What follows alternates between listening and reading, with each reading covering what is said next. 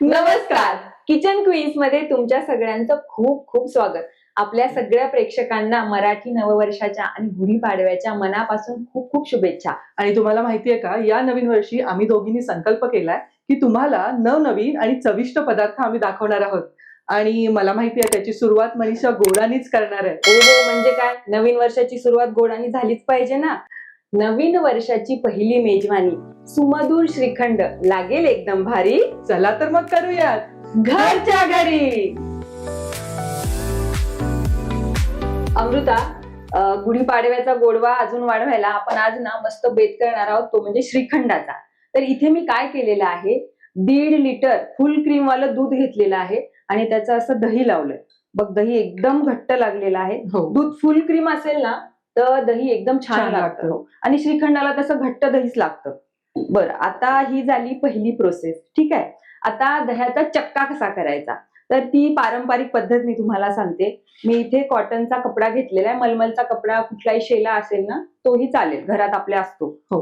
तर इथे आपण काय करूया, मी दही कॉटनच्या कपड्यात आपण काय करू, बांधून ठेवूया. अमृता, तुला माहितीये का, ह्याच्यानं चक्का बांधायच्या 2-3 पद्धती. हो हो हा, एक तर काय की आपण ह्याला कपड्यात बांधून ठेवू शकतो. हो, आणि 4-5 तास ते निथळायला ठेवायचं. बरोबर. दुसरी पण सांगते. बघ, किती घट्ट दही आहे ना. हो, म्हणजे घट्ट दही असेल तर तुमचा चक्का लवकर बनतो. पाण्याचा अंश त्याच्यात जर जास्त असेल तर तो पाणी निथळायला वेळ लागतो. म्हणजे जर का गाईचं दूध घेतलं ना हो, तर ते निथळायला खूप खूप वेळ वेळ लागतो. तर काय करू, याला अशी गाठ बांधून ठेवायची आणि 4-5 तास ना ह्याला असं बांधून ठेवायचं. म्हणजे काय होईल, पाणी पाणी सगळं त्यातलं सगळं निघून जाईल. निथळून हो. जाईल. आता ही झाली एक पद्धत. आता दुसरी पद्धत काय, हेच दही घ्यायचं, याला काय करायचं, असं फ्लॅट फॉर्म मध्ये असं ठेवायचं चपट. त्याच्यावर काहीतरी पाटा वगैरे आपल्याकडे असतोच, तो ठेवायचा आणि त्याच्यावरती जाड काही ठेवलं ना की 2 तासात तुमचा चक्का तयार होईल. अच्छा. म्हणजे 4-5 तास आपल्याला वाट पाहायची गरज नाही. हा, म्हणजे आपण एक वजन ठेवतोय त्यामुळे पाणी पटकन दह्यातून हो. बाहेर येईल. अमृता, बघ, पाणी निथळायला चालू झालंय. हो. आता काय करूया, 4-5 तास ह्याला असंच बांधून ठेवूया आणि 5 घंट्यांनी आपला चक्का कसा तयार होतो हे मी तुम्हाला दाखवते. 5 तास झाल्याच्या नंतर ना आपला असा छान असा घट्ट चक्का तयार होतो.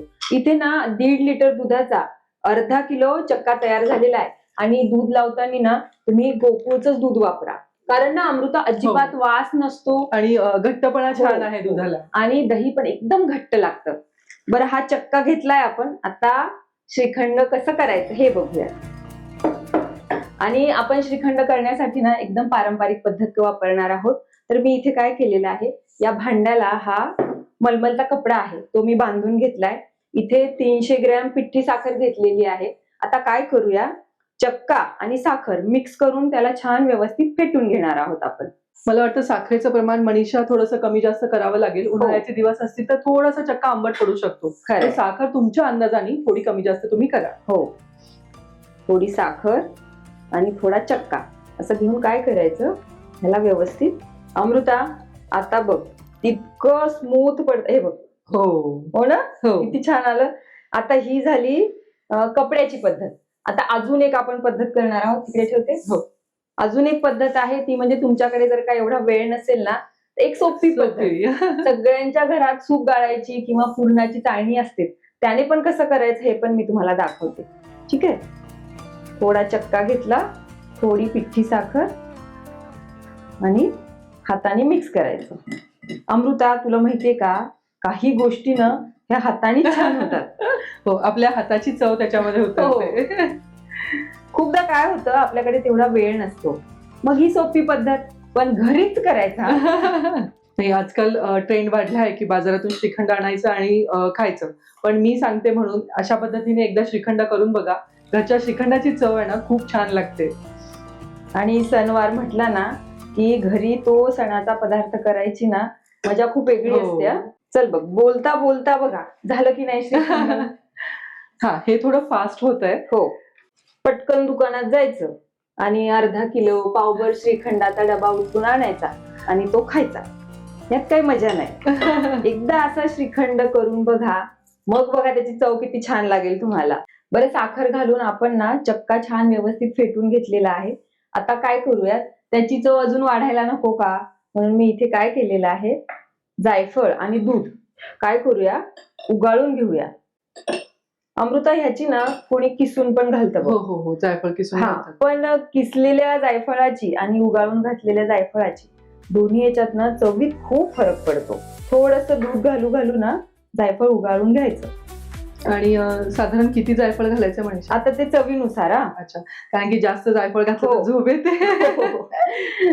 हे बघ अमृता, जायफळ उगाळलेलं आहे. आता काय करूया, चवीनुसार किती लागतं हो. त्या हिशोबाने आपण ते घालूया. साधारण एक छोटा चमचा असं. हो हो, म्हणजे पाण्यासकट. हो हो, पाण्यासाठी. म्हणजे आपण जे दुधात. हो, हा. दूध आणि जायफळ जे उगाळून घेतलंय ते साधारण चमचाभर झालं पाहिजे इतपत घालायचं. बस बघ, आता उगळल्यावरच किती छान छान वास येतो. हो.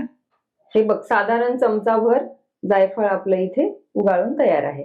आता तुमच्या आवडीनुसार तुम्हाला जर का विलायचीची पूड घालायची असेल हो. तर तीही तुम्ही घालू शकता.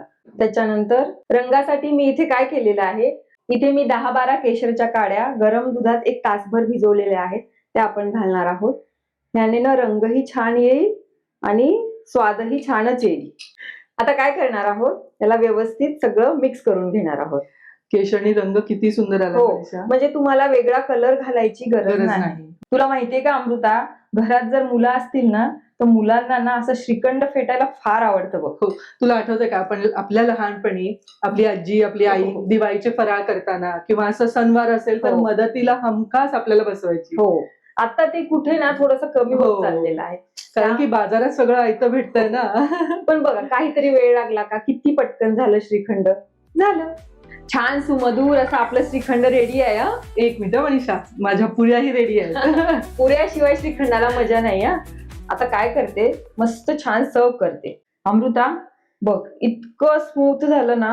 हो, मला वाटतं त्याची तू चाळून पुन्हा गाळून घेतलंयस. हो. त्यामुळे इतकं छान झालंय. मी खूप जणांना बघितलंय की डायरेक्ट चक्क्यामध्येच ते पिठी साखर मिक्स करतात आणि कालवतात, पण त्या श्रीखंडाला ना थोडंसं पाणी सुटतं. हो, थोडासा मस्त हिरवागार असा पिस्ता आणि 2-4 केशरच्या काड्या आणि आमच्या अमृताने केलेल्या टम्म फुगलेल्या अशा ह्या छानशा पुऱ्या.